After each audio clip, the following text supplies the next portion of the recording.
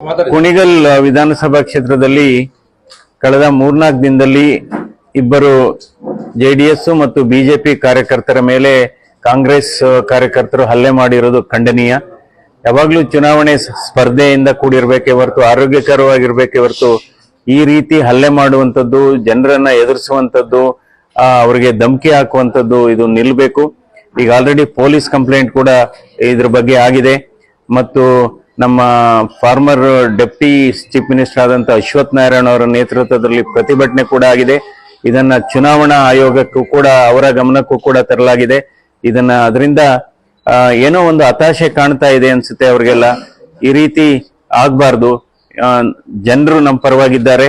So ಇವತ್ತು ಕೊತ್ತಿಗೆರೆನಲ್ಲಿ ಚಂದ್ರಯ್ಯನವ್ರಿಗೆ ಸ್ವಲ್ಪ ಗಾಯಗಳಾಗಿದೆ. ಅವ್ರನ್ನ ಸುಮಾರು 3-4 ಜನ ಸೇರಿ ತುಣಿದಿದ್ದಾರೆ. ಏನೋ ಅದೃಷ್ಟವಶಾತ್ ಅವ್ರಿಗೆ ಏನು ಪ್ರಾಣಾಪಾಯ ಆಗಿಲ್ಲ, ಆದ್ರೂ ಕೂಡ ಗಂಭೀರವಾದಂತ ಗಾಯಗಳಾಗಿದೆ.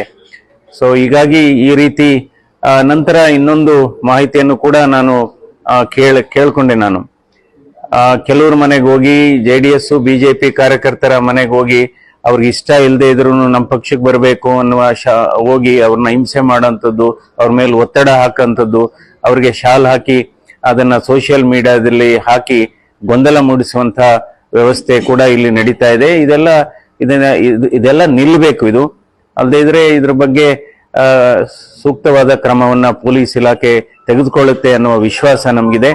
ಈಗ ಕೆಂಪನಹಳ್ಳಿನಲ್ಲಿ ಮಂಜುನಾಥ್ ಅವರಿಗೆ ಹಣೆಗೆ ಸ್ವಲ್ಪ ಗಾಯ ಆಗಿದೆ. ಅವರಿಗೆ 2 ಹೊಲಿಗೆ ಕೂಡ ಆಗಿದ್ದಾರೆ. ಒಟ್ಟಿನಲ್ಲಿ ಪಕ್ಷ ಅವ್ರ ಜೊತೆ ಇರುತ್ತೆ. ಬಿಜೆಪಿ ಜೆಡಿಎಸ್ ಪಕ್ಷ ಕಾರ್ಯಕರ್ತರ ಜೊತೆ ಇರುತ್ತೆ. ಇದು ಕಾರ್ಯಕರ್ತರ ಆತ್ಮಸ್ಥೈರ್ಯವನ್ನ ಆತ್ಮವಿಶ್ವಾಸವನ್ನ ಕುಗ್ಗಿಸುವಂತ ಕೆಲಸ.